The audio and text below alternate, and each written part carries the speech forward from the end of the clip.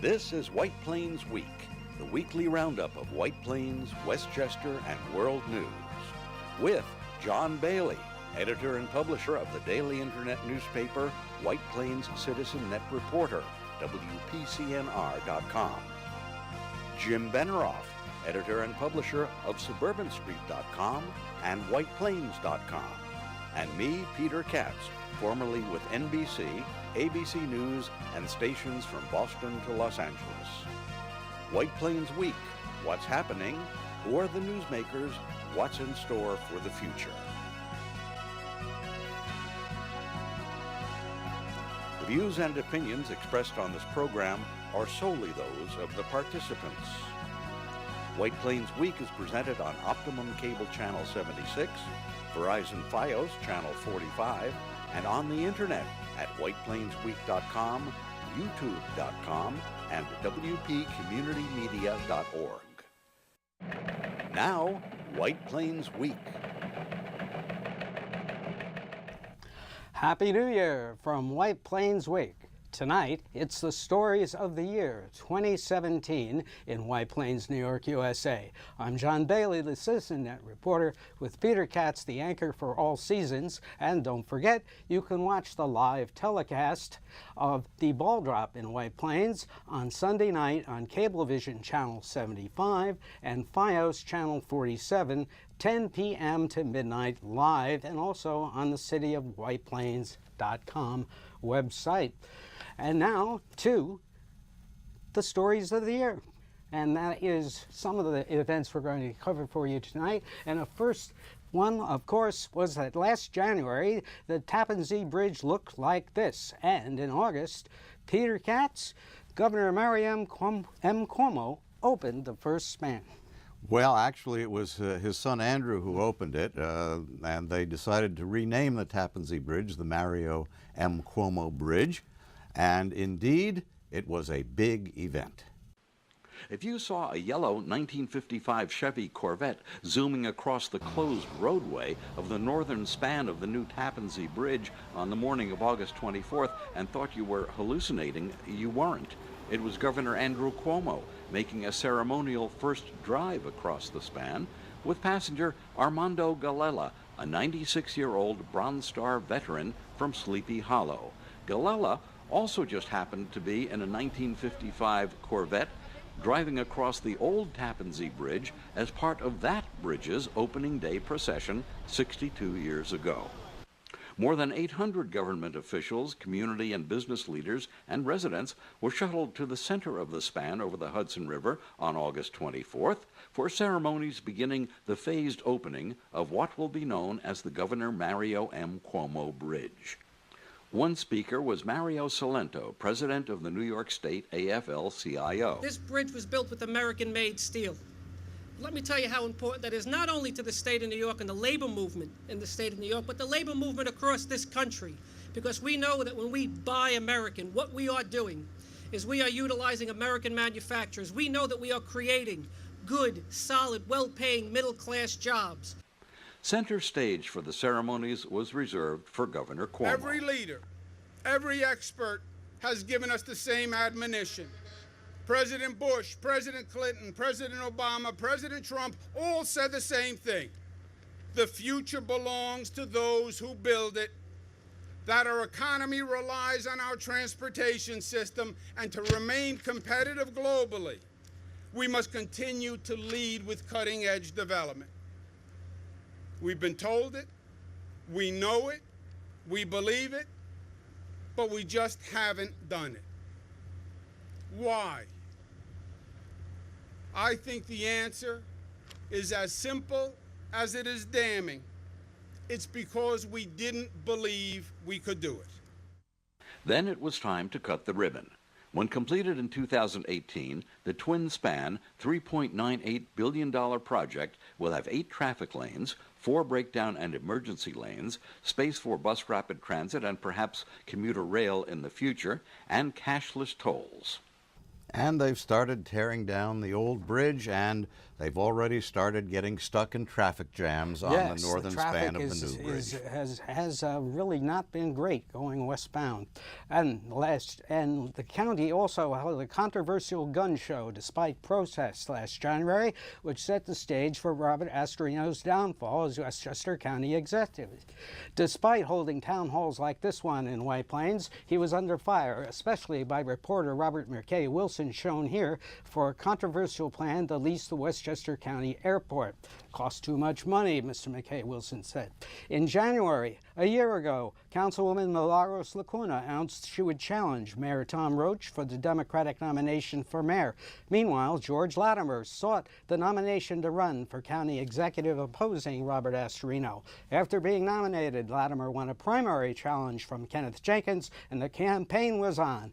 Peter Katz was there on election night. Indeed, I was there, and a lot of people were there. There was celebration here in White Plains at Latimer headquarters. Democratic Party leaders, elected officials, and campaign workers were among those who gathered at the Coliseum in White Plains on election night as the results were tallied and it became clear that State Senator George Latimer had won over Rob Astorino for county executive. Latimer made his victory speech. We are going to run this county well. We're going to run it on progressive values. We're going to keep your taxes in line, but we're going to know more than just taxes. We are going to be about jobs, about housing, about transportation, about health care, and taxes. We're going to show you in Westchester what we're going to show you in the nation in 3 years. How to run America the right way. I asked him what Westchester businesses could expect from a Latimer administration. The Westchester County Association, the Business Council of Westchester, have people that have dynamic ideas about what should happen.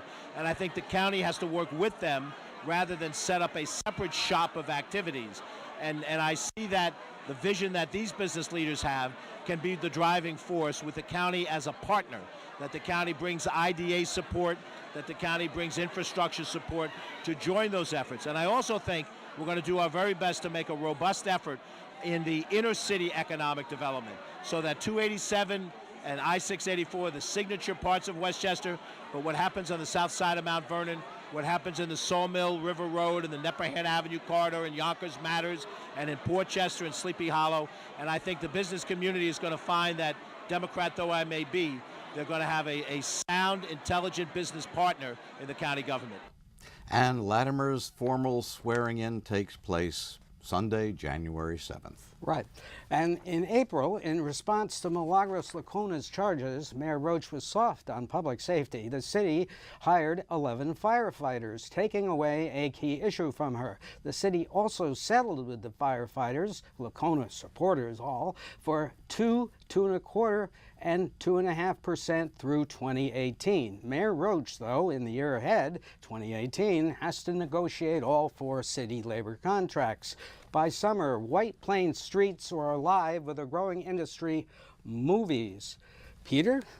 Indeed. Steven Spielberg, a bigger name there isn't in Hollywood, was here in White Plains shooting a movie which they called The Papers at the time. It's being released now with a new title, The Post. Were you in White Plains looking at the Ritz-Carlton Towers or in Washington, D.C. in front of the Washington Post newspaper building? It got hard to tell in late July when movie magic turned the facade of an office building on Church Street in downtown White Plains into the Washington Post newspaper building in 1971, and a streetscape including newsstand and vintage cars and trucks. It was for director Steven Spielberg's film about the Pentagon Papers. The production was based for several weeks at the former AT&T building on Hamilton Avenue and North Broadway, where interiors were shot. The building recently was approved for conversion into an apartment complex. The picture, currently titled The Papers, deals with the secret government study of U.S. involvement in Vietnam, Laos, and Cambodia. It was leaked by Daniel Ellsberg, who worked on the study, which proved that the government had been lying about what was going on in Southeast Asia. On Friday night, July 21st, crowds were attracted to Church Street when a scene was being shot featuring one of the picture's stars, Tom Hanks, who plays Washington Post editor Ben Bradley. a camera car was tracking Hanks, who was driving along Church Street. The Post publisher, Katharine Graham, is played in the picture by Meryl Streep. Spielberg's filming in White Plains provided a punctuation mark for the recent report from the county's Office of Tourism and Film, which said film and television production in Westchester during 2016 generated more than $30 million in estimated revenue for municipalities and businesses in the county. Revenue from permits was more than $1.2 million, and the rest went to retailers, restaurants, hotels, equipment vendors, and others. The filming along Church Street wrapped up about 11 p.m., but a few blocks away at 1 North Broadway, a second unit was filming Washington Post newspaper delivery trucks coming up to street level, no doubt delivering the latest revelations from the Pentagon Papers to anxious readers in the early 70s. It's believed Spielberg's picture will have a limited release before Christmas in order to qualify for Academy Awards consideration, then be put into general release in January. Actually, John, there was a screening of this picture at the Jacob Burns Center in Pleasantville a couple of weeks ago, by invitation only. Spielberg was there. After the screening, he was interviewed in a Q&A session with Janet Maslin, who's president of the board at the Jacob Burns Center. Among those attending, Mayor Roach, George Latimer, and Bill Clinton. Remember Bill Clinton? Yeah, wasn't he president a long time ago? Now, the picture itself has been nominated for a slew of Golden Globe Awards, including Tom Hanks as Best Actor, Meryl Streep as Best Actress, and Steven Spielberg as Best Director. So White Plains, even though it's disguised as Washington, D.C., is really on the map as a film location. Well, we're not run like D.C. yet. Now, speaking of the Common Council rejected converting this home in Prospect Park into a group home, but were overruled by the state OMRDD office. That's the Office for People with Disabilities. And the White Plains Pavilion was torn down to make room for 700 apartments and street retail. But as we report today, Lennar Corporation, Mayor Roach says, is redesigning the project smaller. Roach says the Grid project and the Lennar Corporation are having trouble getting retailers for their mixed-use projects, proving Jim Benneroff a prophet who has said for years on this program that retail is overbuilt nationwide. This is a disturbing issue for the city that won't go away as 2018 folds. Fortunately, though, as we end the year, the retailers nationwide, including in White Plains, are really feeling pretty good about the past holiday shopping season. For some reason, there seemed to be increased foot traffic this year at malls nationwide, even though there was also increased online sales. Right, and we will find out when the sales tax comes in for December, and the city was on target not to make what they had budgeted as of 2 months ago. So that's something to watch for. The Common Council in the spring agreed that Parcel A on the French-American School of New York site was still an environmentally sensitive parcel and all awaited vote. It did not come until November 6th, the night before Election Day, and FASD was approved 5-2, with Councilman Nadine Hunt Robinson getting 2 yes on it instead of no, as she had voted previously. Now, as we're recording this, as the year ends, as some had predicted, this thing is still tied up in court because the Gedney Association and 2 individuals filed a lawsuit, an Article 78 proceeding challenging the Common Council's approval of the FASD project. Right. 3 Common Council challengers, Michael Craver, Alan Goldman, and Saad Siddiqui, challenged the Democratic-nominated council candidates. Milagros Lacuna challenged Mayor Roach in a Democratic primary September 12th and was defeated by a 3-1 voter margin. Now, interestingly, Milagros Lacuna ran on the Republican ticket. She, a lifelong Democrat, at least for the time that she's been here in this country, certainly for the time that she's been active in politics here, and yet in a primary she was defeated, and so to stay on the ballot, she had the Republicans put her name in. Right. In mid-year, County Executive Robert Astorino challenged Governor Cuomo's decision to close the Indian Point nuclear plant without conducting an environmental review. Peter Katz has the background. Well, you know, John, it was a big story at the time. You had Astorino, county executive, who had been talked about at the time as a possible challenger to Cuomo for governor again, holding a news conference.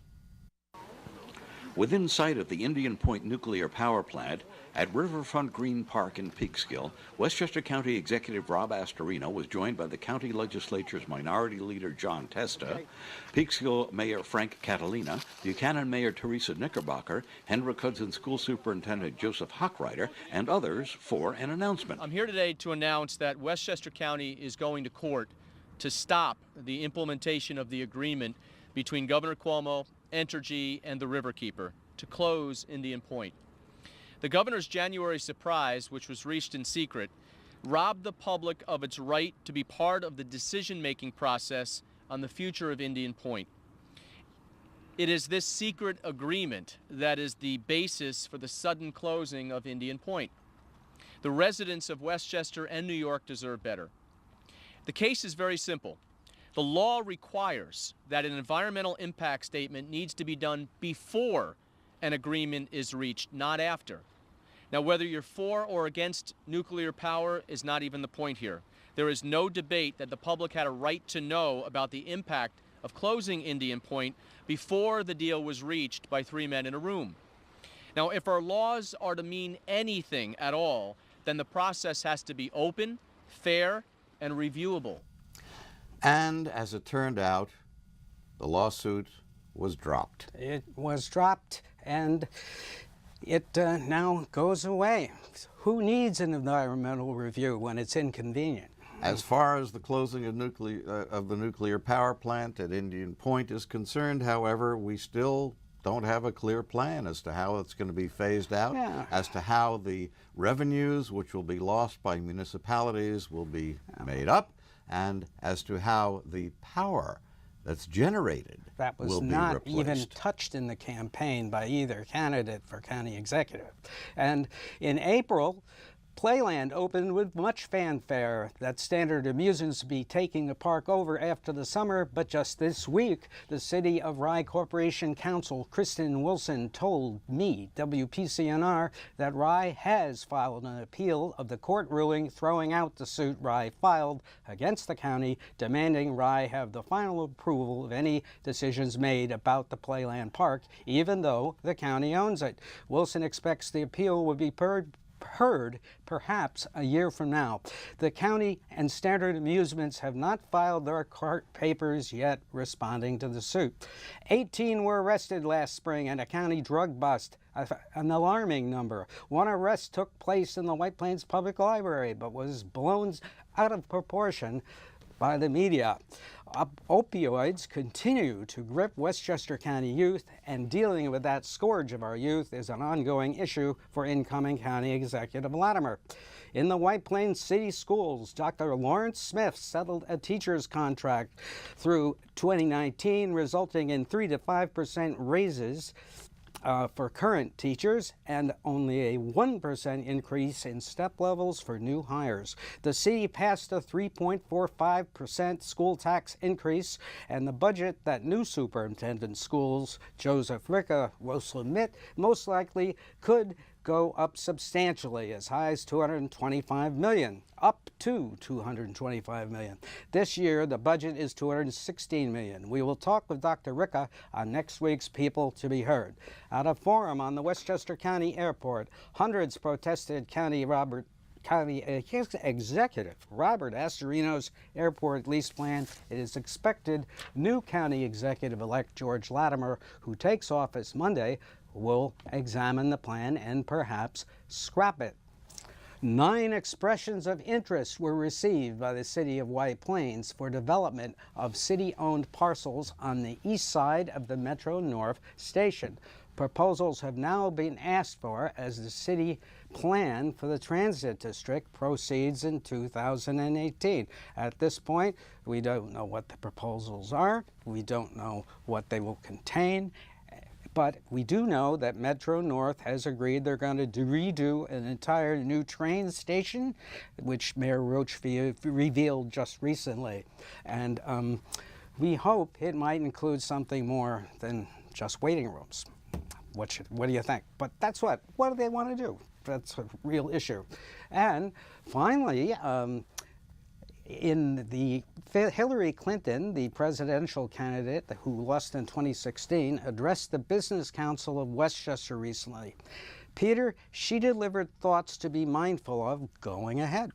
Well, you know, John, she was very well received during this address, and she talked not only about some local issues, especially the tax situation, which many Westchester residents are finding themselves in, where the new federal tax bill, which was just signed into law by President Trump, puts a cap on what can be deducted in the way of local and state taxes.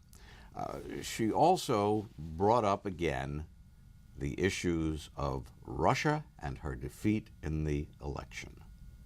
The forces that were at work in the 2016 election are still with us. It was a perfect storm, deep currents of anger and resentment flowing through our culture, a political press that was having a hard time figuring out how to cover what was important, the unprecedented intervention at the end by the director of the FBI, and the information warfare waged from within the Kremlin. Now, what we've learned about Russian interference should worry everybody. Because it's more than alarming. It's a clear and present danger to Western democracy. It's right out of Putin's playbook. We know that Russian agents used Facebook and Twitter, Google, YouTube, even Pinterest to place targeted attack ads and negative stories, intended not only to hurt me, but maybe even more importantly, to fan the flames of division within our society. I negotiated with Putin. Part of the reason he was so against me is I negotiated with Putin. I understand what his objectives are. He really does want to do anything he can to disrupt Western democracy. And you know, John, on this program each week, we take a look at what has been going on in Washington and in the White House and with our new president, and the investigation that's going on now, Robert Mueller's investigation of the Trump connection with Russia. Did the campaign collude with Russia? Were crimes committed? Was a cover-up committed? And I tell you, it's enough to give one pause, to make one wonder. And I wonder because as we end 2017, it seems as if our planet, our society, our democracy, our government institutions, our freedoms, even world peace are in jeopardy. And the reason? Donald Trump is in the position of President of the United States. We could spend hours detailing exactly what he and his cohorts have done to bring us to where we find ourselves today. But a handful of just this week's outrages from Trump world are more than enough for this year-ender. Trump tweeted this week that the frigid weather we've been experiencing and Erie, Pennsylvania being buried under almost 7 feet of snow proves there's no global warming. Of course, that demonstrates his total ignorance of the subject. It's the excess energy pumped into the atmosphere from global warming that creates the intensity of the storms and provides the power for the weather patterns to change and pull frigid Arctic air way, way, way down south. And it's blanketing us, and it's expected to be here for at least the next week. It was 19 degrees this morning. That was warm. You're lucky if it was 19 degrees. At your place, it was 13 degrees. When I got into the car, that's what the thermometer said in the car, 13 degrees. In a luxury restaurant at his Mar-a-Lago resort, speaking about the tax bill he had just signed into law, he told diners, quote, "You just got a lot richer." Nothing about you just got a chance to put money into expanding your businesses or create jobs or help your employees, just a reflection of how he sees the new tax law, an opportunity for more greed by the wealthy. And he repeated the lie that the new tax law will hurt him, when it really puts millions in his pockets. Even though the White House tries to cover it up and tries to tell reporters that his trip to Florida is to plan the 2018 agenda, Trump has been spending most of his time on the golf course or mingling with the Mar-a-Lago members who pay a $200,000 club admission fee. Trump this week claimed that no president since Harry Truman has signed more bills into law than himself. Of course, that's utter nonsense. They all signed more than the 90 bills Trump has signed. John F. Kennedy, for one, signed 800 bills into law. That seems to be more than 90. Well, at least he by has my trouble count. with numbers. Yeah. Trump told the New York Times in a surprise interview, which went on for about a half hour, and was conducted with none of his aides or staff members nearby, that he believes he has the power to do whatever he wants with the Justice Department, to tell it to begin investigations or to tell it to shut them down. U.S. presidents never do that. Vladimir Putin does, Hitler did, Mussolini did, Stalin did, but U.S. presidents, As we end 2017, Trump has not yet achieved his three major goals, but has made strides towards them. And what are the goals, you might ask? Well, first, to make the presidency an autocracy, dictatorship, if that's an easier word to understand. Second, to use being president to make as much money as possible for himself, his businesses, and his family. He's doing that. Third, to elevate his ego and serve his psychological shortcomings. Happy New Year, everyone. Well, that was a cheery end to 2017, perhaps the worst and most disappointing year I can remember since 1968. What do we have to look forward to for 2018? Well, at the national level, who knows? It could be that there will be what they consider now a tsunami of seats switched in the House, seats switched in the Senate, seats switched at the state level as Democrats try to regain power in the November election. Well, the Democrats have to regain a policy, a theme to They need adopt, a message. and they need some faces to present to the They public need as a message. possible They leaders. need new, attractive faces. Locally, here in White Plains, we can look for continued development. We can look for a continued economic upturn in the city, I believe. At the county level, we can look for changes in how the airport is dealt with, how Playland is dealt with, how gun shows at the county center are dealt with, how Well, I think affordable you've housing seen is your dealt last with. gun show.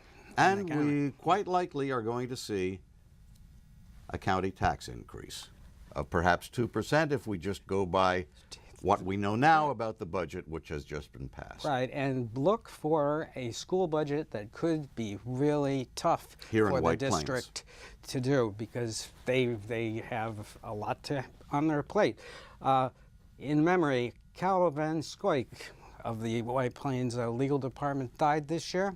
A wonderful worker for the city, dedicated the city. Pauline Oliver, the former councilwoman, passed away, and Bill Waterman did. And Also a former councilman. that's right. Yeah. And of course, Fats Domino and Chuck Berry, who brought joy to millions and millions of people. And there will be many more people who will be missed by many people here in White Plains. Absolutely.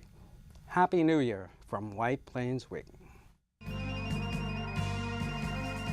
This has been White Plains Week, news and commentary about White Plains, Westchester, and the world. The views and opinions expressed on this program were solely those of the participants. White Plains Week, produced by White Plains Citizen Net Reporter, and presented on Optimum Cable Channel 76 and Verizon Fios Channel 45.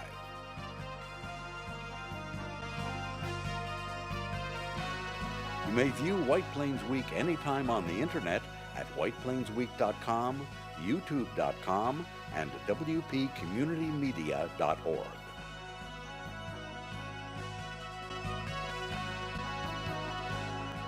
For White Plains Week, this is Peter Katz speaking.